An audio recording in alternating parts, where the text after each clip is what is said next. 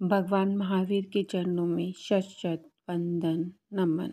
आप सभी को मेरा सादर जय जिनेंद्र। आज हम लोक के बारे में जानकारी प्राप्त करते हैं। सामान्यतः लोक में 6 द्रव्य हैं: जीव, भूतगल, धर्म, अधर्म, आकाश और काल। इस प्रकार लोक इन 6 तत्वों का समुच्चय है। इनके अतिरिक्त लोक कुछ नहीं है। ये 6 तत्व अनादि अनंत हैं। ये हमेशा से हैं, हमेशा रहेंगे। इसमें सदैव परिवर्तन होते रहते हैं, किंतु ये सर्वथा नष्ट नहीं होते। जितने क्षेत्र में 6 द्रव्य ठसाठस भरे हुए हैं वो लोक है, और उसके बाद बाकी अलोक है। लोक का आकार 7 पुरुष एक के पीछे एक खड़े होकर पैर पसारे हुए और कमर पर हाथ रखे हुए हों, उस जैसा आकार इस लोक का है। केवल उनके मुख जितना आकार हटा दिया जाए तो। लोक की रचना जानने के लिए हमें कुछ शब्दों का अर्थ जानना होगा, जैसे योजन, राजू, वातवल्य, क्योंकि ये शब्द बार बार उपयोग में आएंगे। योजन व राजू को समझेंगे। 8 जौ के दाने बराबर 1 उंगल, 12 उंगल बराबर 1 बिलात, 12 बिलात इजिकल टू 1 हाथ, 4 हाथ इजिकल टू 1 धनुष। यह जीवों के शरीर, मंदिर, नगर आदि को नापने के काम में लिया जाता है। 2000 धनुष बराबर 1 कोस या 2 मील, 4 कोस 8 मील, 1 लघु योजन। 2000 कोस 4000 मील बराबर होता है 1 महायोजन, जो यह पर्वत, द्वीप, समुद्र इत्यादि को मापने में काम आता है। असंख्यात महायोजन इजिकल टू 1 राजू। ये दोनों ही क्षेत्र संबंधी मापक है। इस 1 राजू को बहुत ही स्पष्टता से समझाया गया है कि मान लीजिए कोई देव पहले समय में 1 लाख योजन, दूसरे समय में 2 लाख योजन गमन करे और इसी प्रकार प्रति समय दुगना दुगना गमन करता हुआ 2.5 सागर यानी 25 कोड़ा कोड़ी उद्धार पल्ले तक लगातार बिना रुके चलता रहे, तब तक वह आधा राजू ही चल पाएगा। इसे दुगना करने से जो क्षेत्र होगा वही 1 राजू का प्रमाण है, और यही हमारे मध्य लोक की स्थिति है। हमारी सोच से भी परे है इस लोक का विस्तार। लोक का आकार। लोक का ऊंचाई 14 राजू है, मोटाई हर जगह से 7 राजू है, चौड़ाई नीचे मूल में 7 राजू है, और क्रमशः घटता घटता 7 राजू की ऊंचाई पर 1 राजू चौड़ा, फिर अनुक्रम से बढ़ता बढ़ता 3.5 राजू की ऊंचाई पर ब्रह्मलोक 5वां सर्ग के पास 5 राजू चौड़ा है। फिर 5वें सर्ग से घटता घटता 14 राजू की ऊंचाई आने यानी अंत में 1 राजू चौड़ा है। वातवल्य जैसे पेड़ की छाल जैसे पूरे पेड़ को घेरे रहती है, यह जैसे हमारे शरीर के ऊपर सर्वांग चाम मतलब हमारी छाल होती है, ठीक वैसे ही संपूर्ण लोक के चारों तरफ से 3 वातवल्यों ने घेरा हुआ है। पहला धनोदति वातवल्य, ये वाष्प का घना वातावरण गोमूत्र के समान रंग वाला होता है।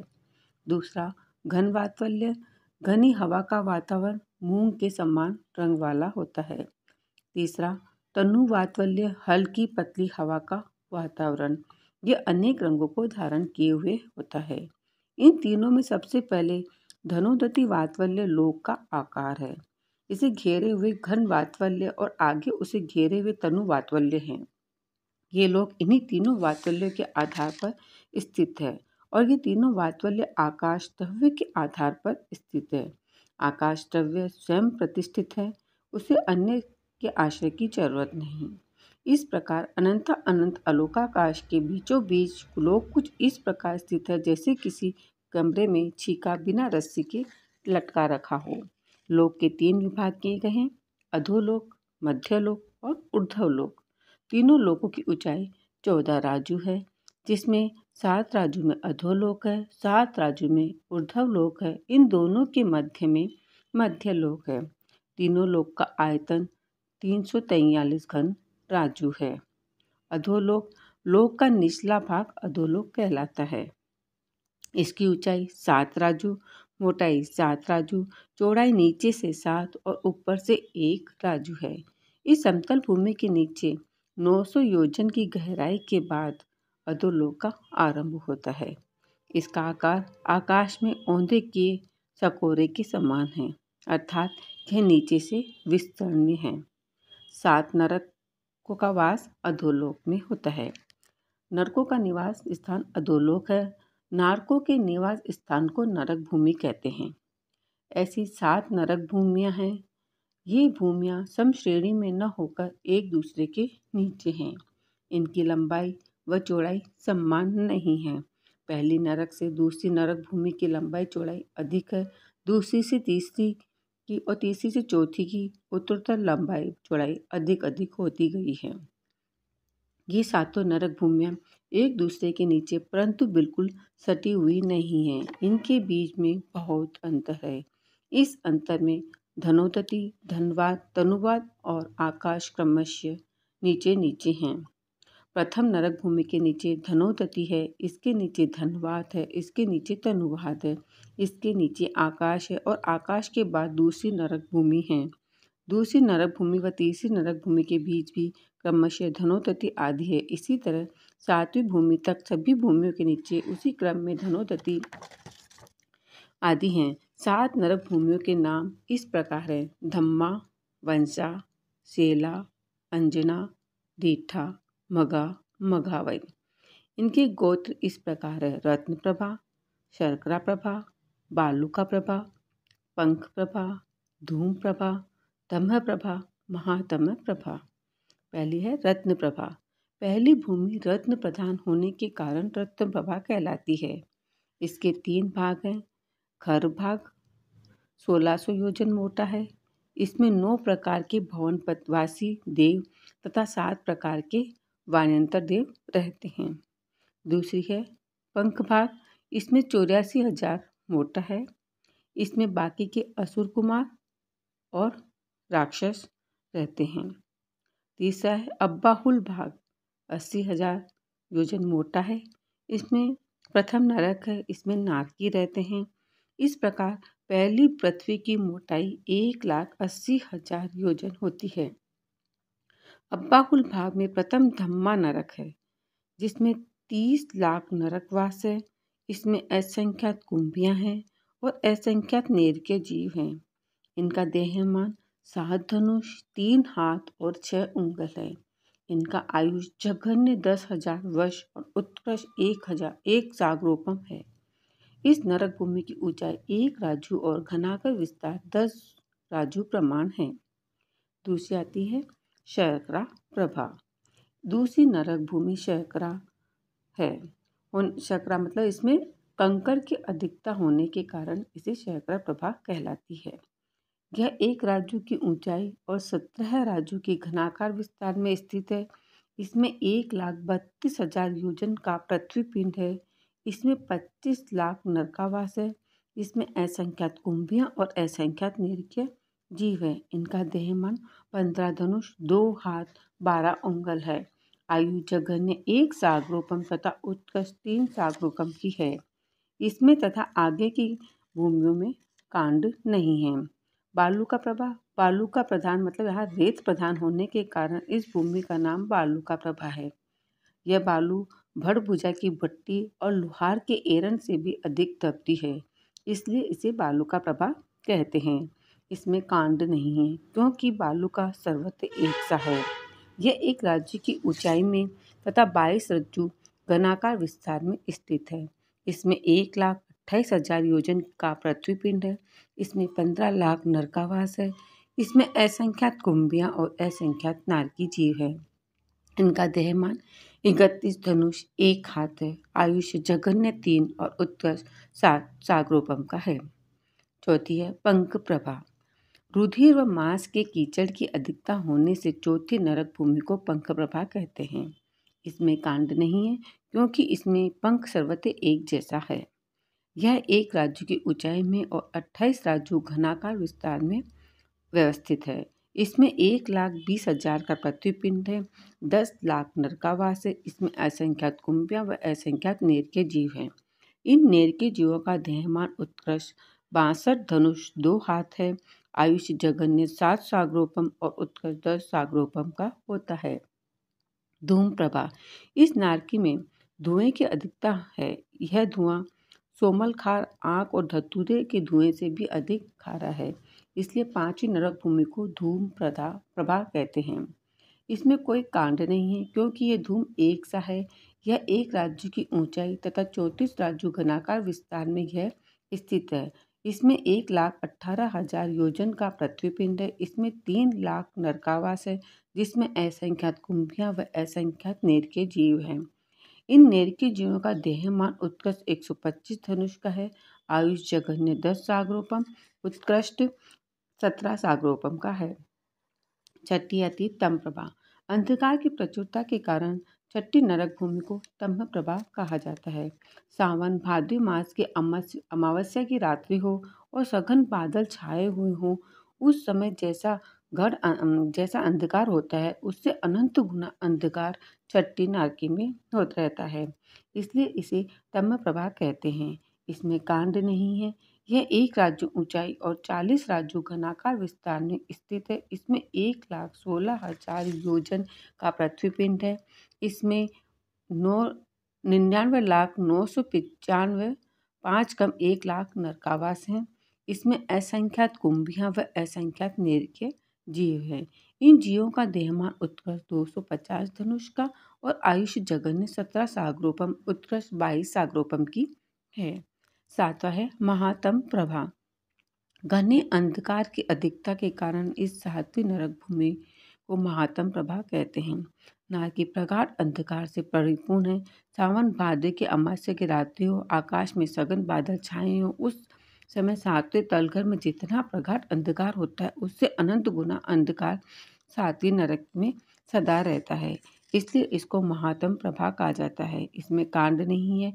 यह 1 राज्य ऊंची और 46 राज्यों घनाकार विस्तार में स्थित है। इसमें 1,08,000 योजन मोटा पिंड है। इसमें गुफा जैसी जगह है, जिसमें 5 नरकावास हैं: काल, महाकाल, रौद्र, रुद्र और महारौद्र। अप्रतिष्ठित नामक 5 नरकावास है। इसमें असंख्यात कुंभियां हैं, असंख्यात नारके जीव है। इनका देहमान उत्कृष्ट 500 धनुष का है और आयुष्य जघन्य 22 सागरोपम, उत्कृष्ट 33 सागरोपम है। 7 नारकियों के सब मिलकर 84 लाख नरकावास है। वहाँ की भूमि का स्पर्श करने से ही इतनी भयानक वेदना होती है, जैसे 1000 बिच्छू ने एक साथ काटने से होती है। सबका संस्थान समान नहीं है। कुछ गोल है, कुछ त्रिकोण है, कुछ चतुष्कोण है, कुछ हांडी जैसे हैं, कुछ लोहे के घड़े जैसे हैं। नरकावास की भीतों पर बिल के आकार के योनि स्थान बने हुए हैं, जहाँ से नारकीय उत्पन्न होते हैं। पापी प्राणी उन स्थानों से उत्पन्न होते हैं। नरक में उत्पन्न होने वाले नारकी जीव वहाँ के अशुद्ध पुद्गलों का आहार ग्रहण करके आहार पर्याप्ति पूर्ण करते हैं। फिर ग्रहण किए हुए पुद्गलों को व्यक्ति शरीर के रूप में परिणत करते हैं, तब शरीर पर्याप्ति पूर्ण होती है। शरीर से इंद्रिय के आकार बनने पर इंद्रिय पर्याप्ति पूर्ण होती है। फिर इंद्रियों से वायु को ग्रहण करते हैं और छोड़ते हैं, तब श्वासोश्वास पर्याप्ति पूर्ण होती है। फिर मन भाषा पर्याप्ति पूर्ण होती है। इसके पश्चात बिल के नीचे लगी हुई कुंभी से नीचे सिर और ऊपर पैर करके गिरते हैं।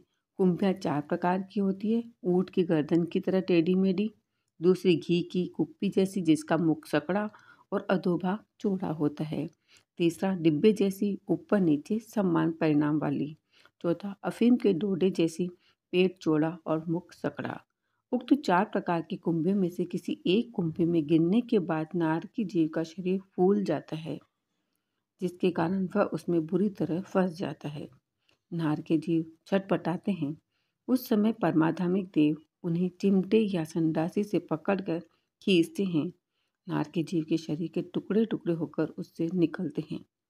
इससे नारकी जीव को घोर वेदना होती है, मगर वह मरता नहीं है। पारे की तरह फिर टुकड़े फिर जुड़ जाते हैं और शरीर पूर्वत हो जाता है। नारकी जीव के अपरिवर्तनीय आयु के कारण स्थिति पूर्ण होने से पहले नहीं मर सकते हैं। नरक के जीवों को प्रधान रूप से 3 प्रकार की वेदनाएं होती हैं। क्षेत्रगत वेदना, परस परस्परोपरित वेदना और असुरोदृत वेदना। असुरोदृत वेदना तीसरी नरक भूमि तक की होती है। अतः आगे के 4 नरकों में 2 प्रकार की ही वेदना होती है, परंतु वेदना की तीव्रता उत्तरोत्तर बढ़ती जाती है। प्रथम नरक से दूसरी नरक में अधिक वेदना होती है। इसी क्रम में सबसे अधिक वेदना 7वें नरक में होती है। नारकी जीव के उत्पन्न होते ही परमाधार्मिक देव वहाँ आकर पूर्वगत क्रम के अनुसार उनको दुख देने लगते हैं। जैसे मद्य पीने वाले को गर्म शीशा पिलवाते हैं, पर स्त्री लंपटी को अग्निमय लोहे पुतले के साथ आलिंगन करते हैं, भाले से विच्छेदते हैं, तेल में तलते हैं, भट्टी में सेकते हैं, घानी में पिलते हैं, करवट में काटते हैं, पक्षी सिंह आदि का रूप बनाकर पीड़ा देते हैं, खून की नदी में डुबोते हैं, तलवार के समान पत्ते वाले वन में एवं गर्म धूल में दौड़ाते हैं। व्रज में कुंभी में जब तपाया जाता है तब वे वेदना से आकाश में 500 योजन ऊपर उछलते हैं। तब आकाश में पंछी और नीचे शेर चीता वगैरह मुंह फाड़ कर खाने दौड़ते हैं। इस प्रकार की अति भयंकर वेदना होती है। दीवार आदि का स्पर्श होने मात्र शरीर के टुकड़े टुकड़े हो जाते हैं। नरक में जमीन, मांस, खून, श्लेष्मा, विष्ठा से भरपूर रंग विसंगंध सड़े हुए मृत कलेवर के समान, रस कड़वा स्पर्श बिच्छू के समान होते हैं। वेदना 10 प्रकार की होती है। शीत वेदना, हिमालय पर्वत पर बर्फ गिरता हो, ठंडी हवा चल रही हो, उससे भी अनंत गुना ठंडी नारकी के जीव सहन करते हैं। दूसरी उष्ण वेदना, चारों तरफ से अग्नि की ज्वालाएं हों एवं ऊपर सूर्य भयंकर तप रहा हो, उससे भी अनंत गुना ताप नारक के जीव सहन करते हैं। तीसरा था भूख की वेदना। दुनिया की सारी चीजें खाद्य व अखाद्य सामग्री खा ले तो भी भूख उनकी नहीं मिटती है। चौथी आती है तृषा वेदना। सभी नदी, तालाब, समुद्र आदि का पानी पी ले तो भी उनकी तृष्णा शांत नहीं होती है। पांचवा खुजली की वेदना। चाकू से खुजलाने पर भी खुजली नहीं मिटती है। सातवां बुखार। हमेशा शरीर खूब गर्म रहता है, इस कारण उनके शरीर में जलन होती रहती है। आठवां दाह। अंदर से खूब जलाया है, भयानक गर्मी वहाँ सदैव बनी रहती है। नौवां भय। परमात्मिक देव एवं अन्य नारकों से सदा उन्हें भय रहता है।